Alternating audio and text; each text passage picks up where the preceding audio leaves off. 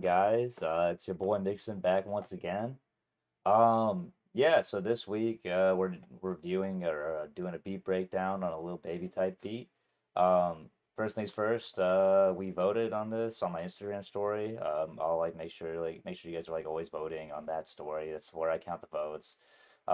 It was a pretty tight race, but we were able to come to a final decision. I've had to like pick the last couple of times, so you know, you guys made it a little difficult on me, but we finally got like a unanimous decision to a certain degree. Um, but yeah, we've got this week a little baby type beat. The main things I'm really gonna go into with this week, right? We're gonna be going over uh, so for this week we're gonna be going over mostly just like piano melodies, like how to make like human sounding like piano melodies, how to make sad melodies, like what's the music theory of like making something sound sad, what like keys could you use, or like what are like certain ones to like kind of mess around with. So like that's the main thing we'll talk about is just like the music theory of stuff today. Yeah, and then like obviously we'll go into the drums, we'll go into different stuff like that. But I just wanted to get that like little bit of a like log for you guys on what is going to be coming up on this stream. Uh, yeah, so without further ado, I'm going to introduce this beat to you guys. Just in case you haven't heard the beat before or whatever. Uh, Here it is. Yeah, mute this tag for you too.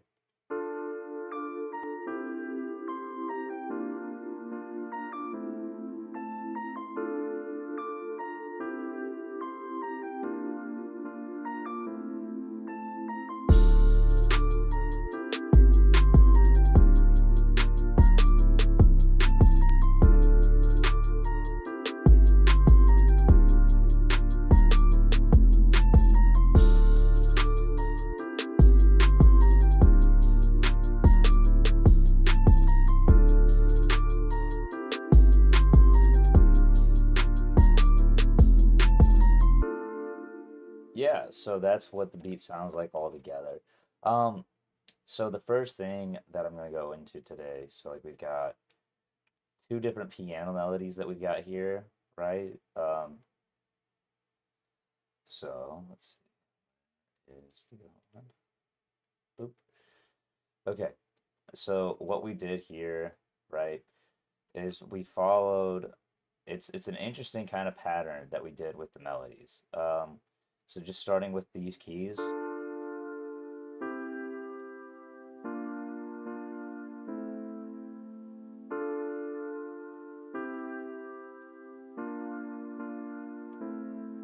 It's a pretty simple pattern. We're in the key of D minor, so like when you're like selecting for like sad melodies, D minor is probably the saddest one. And like what you're gonna know about this, it's like it's just all the white keys minus B going to B flat. So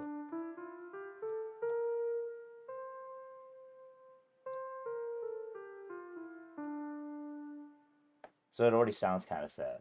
And then sound selection wise, like this is like one of my personal favorite sounds. I use this like in almost all of my beats. Yeah, okay. So it's called the electric Nora piano.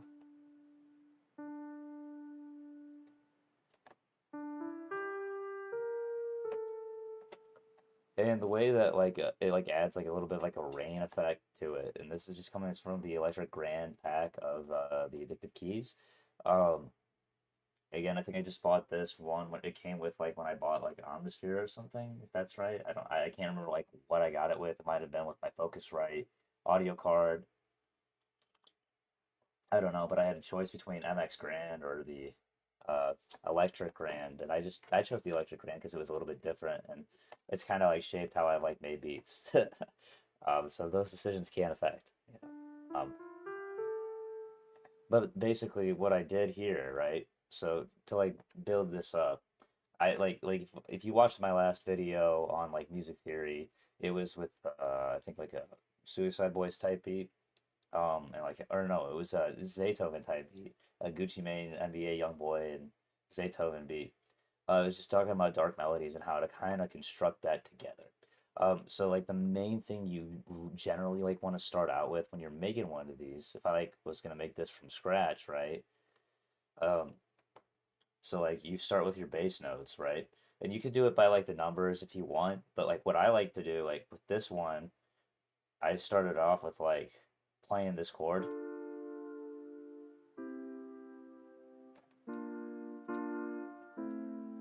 right? So it's like it just goes down. It goes down.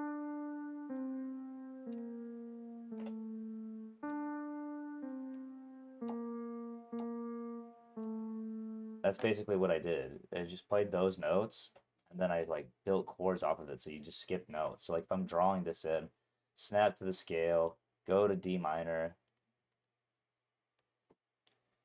D minor, harmonic, boop. Okay, so drag this note in. So I've got this for this here. And so I built that up. So you skip one note. Okay, so it's like, let's do the natural. Oh, so there's one note, skip a note. So you got D, F, and you skip another note. So yeah, DFA. That's what you got right there. Then we went to C.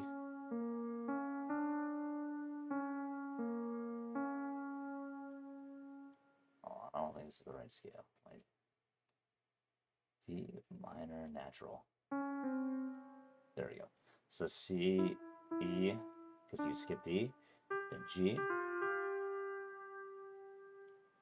And then here to keep with the rhythm, I'll just go one note down again, and then cut this in half, and then skip note to D, skip note to F.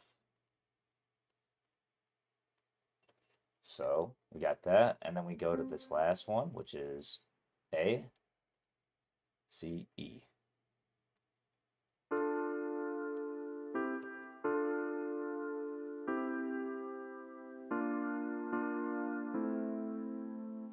So that's how you basically just build up those chords, right? Now, here's the next thing. We can kind of like go into that. So like that's all like actually I'll keep them here so I can just show you. So it's not like really like right now it's very staccato. It's all stacked together. It's not really sounding like it's not sounding like the melody that you want it to sound like. It's not sounding like a natural piano anymore. It's just like okay, these are just together. Like and to give you like another example of this, like I'll cut this, put this on like an FL keys, right?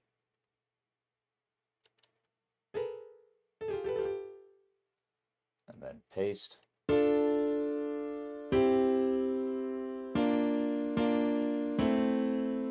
So that in itself doesn't sound too good. Doesn't sound too. It just sounds super stacked and all of that.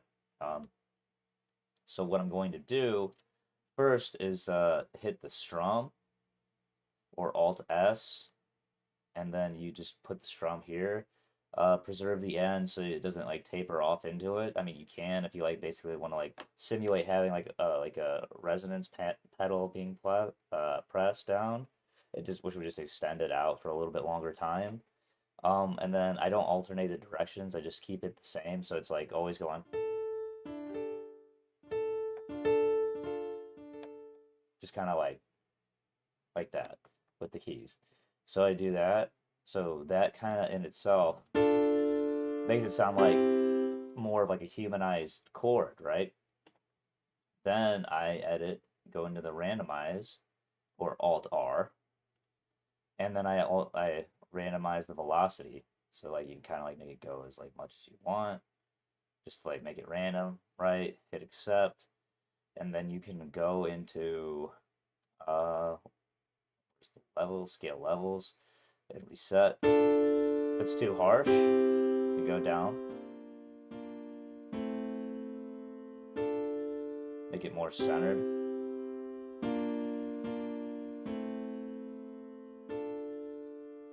Make it sound like more of a piano, right? So now it sounds just quite a bit more like an actual piano, right? So like just doing those little tricks, you can use like stock plugins if you want. You can these are just like little tricks to make it sound more human, right? And more of like a like real piano. Now, um, I obviously had this preset in with this to make it sound more like an E piano and like a little, it's a little darker, right? So like sound selection is important, and then like obviously sticking with like a sad scale is important. So if you don't want something like, if you don't want something as hopeless as like D minor, yeah, like E minor is another one that I like a lot. Like so,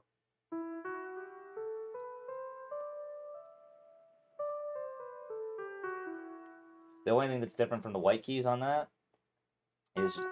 is F sharp. So everything else, so E, F sharp, G, A, B, C, D, E. So like I like that one. That's personally one of my favorite ones, or A minor, which is you know, it's just all the white keys. So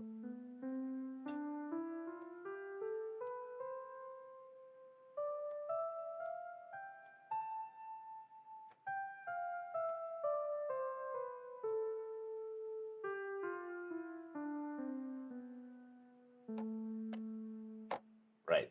And so one of the things that I like did with this to kind of like get this thing to go the way that I wanted it to go. So like obviously the descent, right? The like one step down, down, down.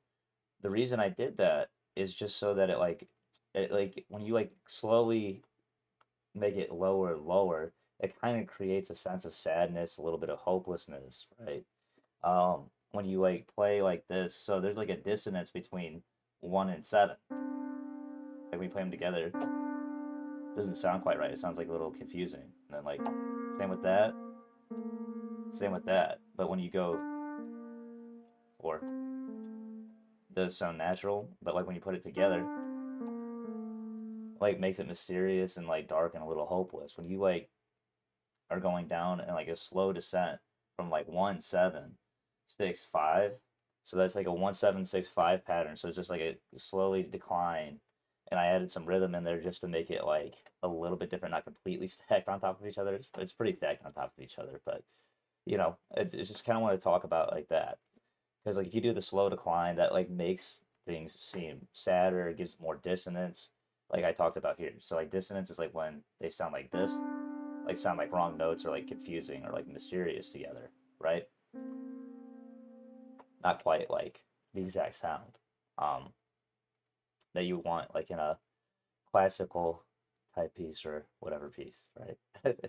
um, the next thing that I had here with the melody, so I drew the melody based on the notes that I had for the most part.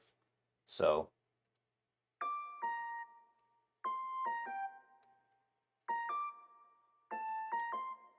I just used kind of like a glitchy sounding piano. So this was the Bubbles Electric Grand.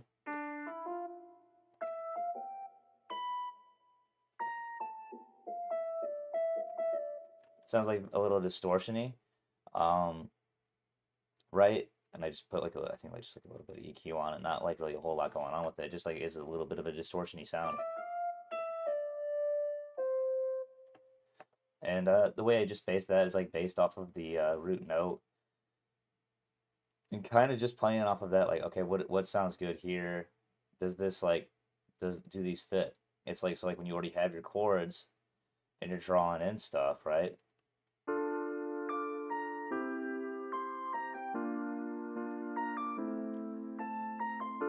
So I wanted to like feed off of the root note, go into the thing that was going to be the next note, or like have a note that's like similar in there, just to kind of like go off of that.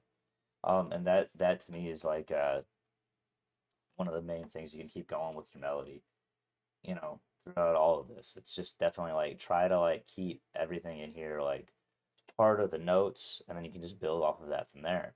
And then the next thing I added some like texture with like keeping the same chords, just like an ominous like sine synth like in there. So on top of that, it all sounds like this. Just adding a lot of texture and like making it sad and spooky like that. So yeah, that's what we got with that. It's kind of how you can make these sounds like a little bit more like sad, like with melodies, just follow like that slow descent, like I said. Try to like keep your melodies like in the same chord blocks. So like when you're doing like music theory, like keeping like the piano humanized and different stuff like that go a very, very long way with making your beat like really stand out. Next, let's go into the drums. So I'm just gonna boop, boop.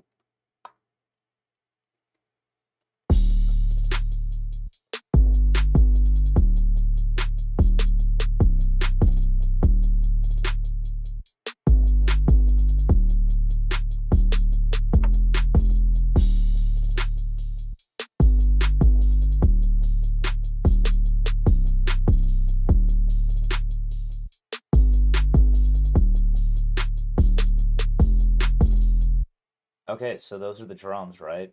Um, so with that in mind, right? So let's go to the kick. So one thing that you want to keep in mind is like making sure cut itself is on there. That just always like helps like in terms of like the bleeding into the mix and different stuff like that that you may or may not want. And then just like making sure like your beats, like how I like went into last week, making sure like they're EQ'd and like making sure that they're sounding right. Um,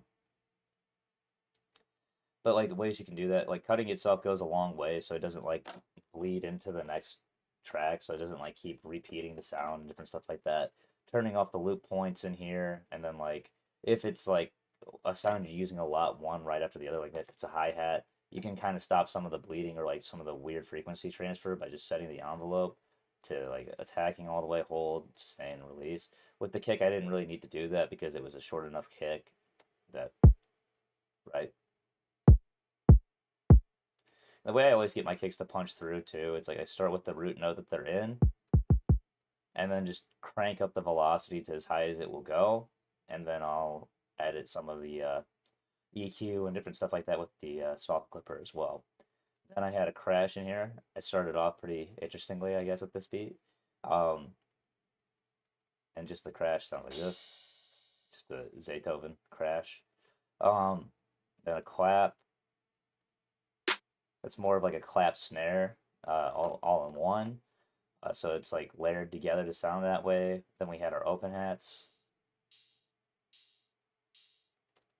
And then we had our roll snares, if you will. Just like some generic snares that like sound good to like keep the rhythm going and like a little bit different. And now if we're like gonna continue on, let me just like play it like this so you guys can kind of hear what I'm talking about. So how the snares play off each other.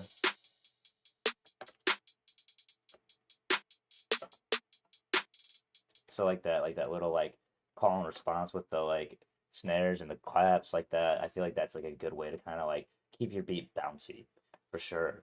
And then with the hi-hats, kept my like technique with the velocity. So like one's like high, one's low, just to keep that bounce. So like you can hear it like,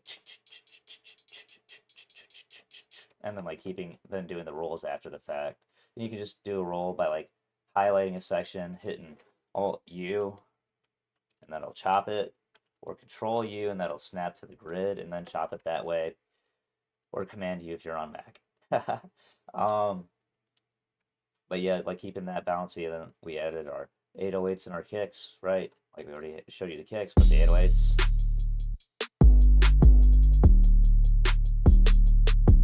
And then making sure your envelope's on there with the 808. And then basing it like off of like one of the notes that's in there. So with the 808, we knew it was D. And I went from D to C. And I went like higher with it just to make it more interesting. Went back to D because it's B, D, F. And I felt like D still sounded the best on that. And then this one obviously goes from A, C, E. So we started with C on the end part of this, and then put E on the last one just to make it like a little bit more unique.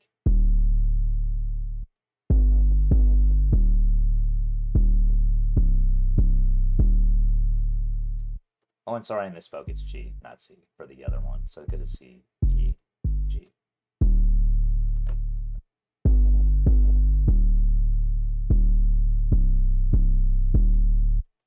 So yeah, that's what that sounds like. Um, and I'll kind of go into this with the 808. One thing you can really do to like make your 808 stand out is just the envelope and like making sure that it's normalized. Because like if it's not normalized, sometimes it's like a little quieter. Normalize boost that a little bit. These are just like some simple tricks you could do.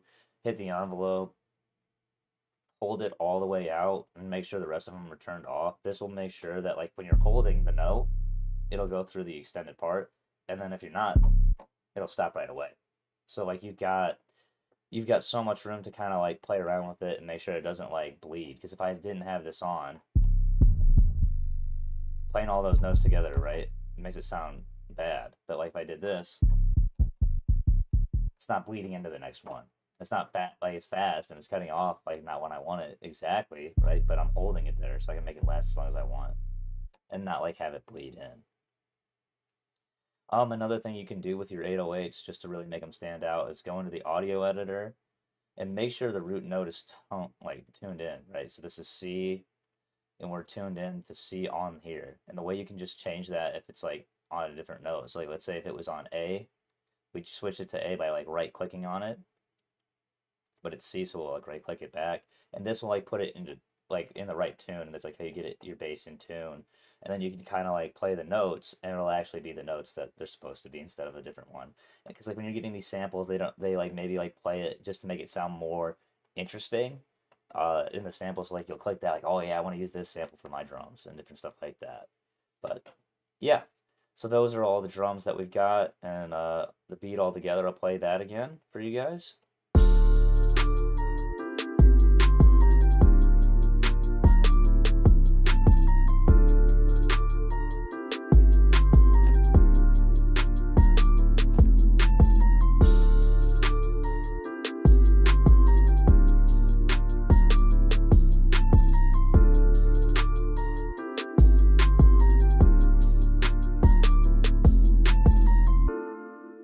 So yeah, we've got that.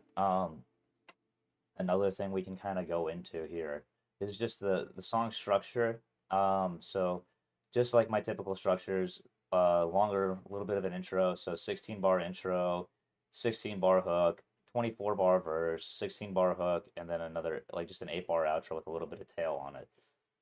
Just because I like the way that it like evaporated that way.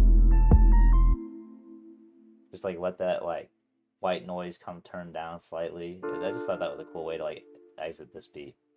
And like obviously like taking pieces out. So like I took out the main melody for this and like built it up with a clap. Slowly built things back into it, like the bass. And then some more extra snares go into it, and then hi-hats.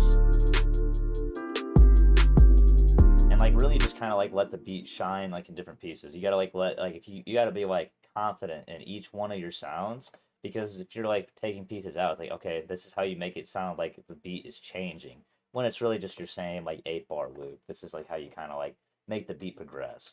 But usually like in the verse, that's where you take things out, and the hook you leave everything in. Next, let's go into the mixing. Same technique as last week, just dragging things out where like the notes with this, just dragging it to like it mess with the noise enough and then back out, so it just would not like mess with the noise, but like force the frequencies into the one range. Then it was this with same thing with here, just forcing it into that range. Same with this. Let's just go back to here. Forcing it into that range and like raising some of the mids, the low mids, because the low mids added some more of that distortion sound that I liked, but I just didn't need a whole lot of it, just a little boost. With the kicks, didn't want to take off any of the sub, I guess. And then boosted the kick right around 173, making it knock, right? And then putting a little soft clipper on it to make it knock, but not like actually clip on the track, because you don't want your tracks clipping unless it's done by design. Crash here, just put in a little bit like raise on the lower mids, or the higher mids, I'm sorry, just to like make it shine a little bit more. Then the clap, just raising the pieces because it was a clap snare, raising the clap pieces in the high mid to the presence, and then the low mid to like get the snare boosted. So then there's the perk that we had, the open hats, right? Just lowering where the roll off is and then raising the presence a little bit just to make it shine. Then the snare, the backup snare. And then one thing I like to do with the claps, like I said, like the clap and the snares, like I said, like the call and response thing, right? So I panned one to the left and one to the right, so it's like one ear, one ear. So it's like a little bit more of a call and response thing. A lot of like the things that I do are like call and response. Like it's like, okay, this one answers this call, and that's how it goes with a lot of my beats. And then the hi-hat is responded by the open hat, and then the 808. Like so, I kind of talked a little bit about 808s and how to like transfer them in this week. So like kind of like making sure I'll kind of like just do this like another like quick recap here. Um, so this is a really good way to like make your 808 stand out. Uh, so I open this, like you start with your 808 sample, right? You hit normalize right here.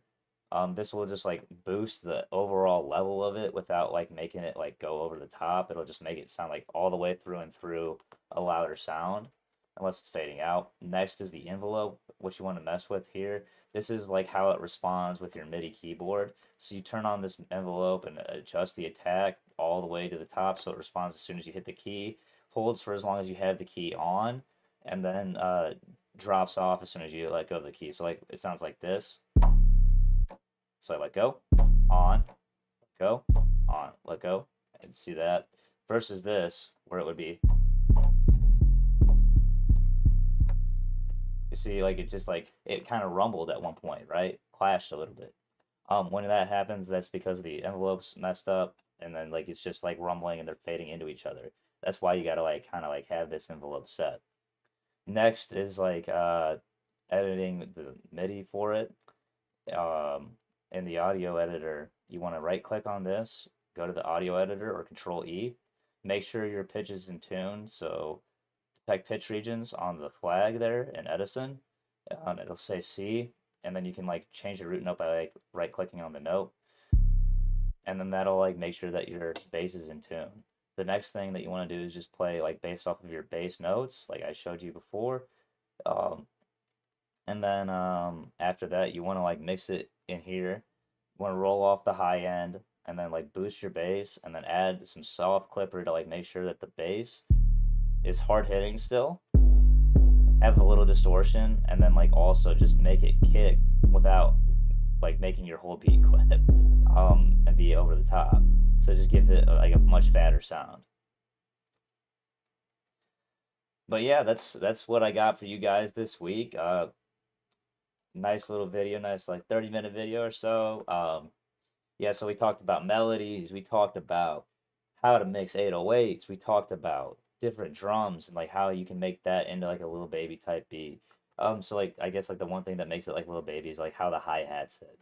Um, but like I said, we talked about drums, call and response, 808s, how to make your 808s shine, how to make your melodies really stand out. And yeah, that's kind of what I got for you guys today. Make sure you guys are leaving a like, comment, and subscribe. Hit that noti bell too for me. Yeah, so all of your likes, comments, and subscribes, that means a lot to me. It's really like helpful in like me growing the channel. Not only growing the channel, but also like, you know, getting the word out to like people who need to learn more producer tips and stuff like that. That's what I got for you guys this week, and I'll see you next week. Peace. God bless, guys. See you later. Thank you very much for tuning in.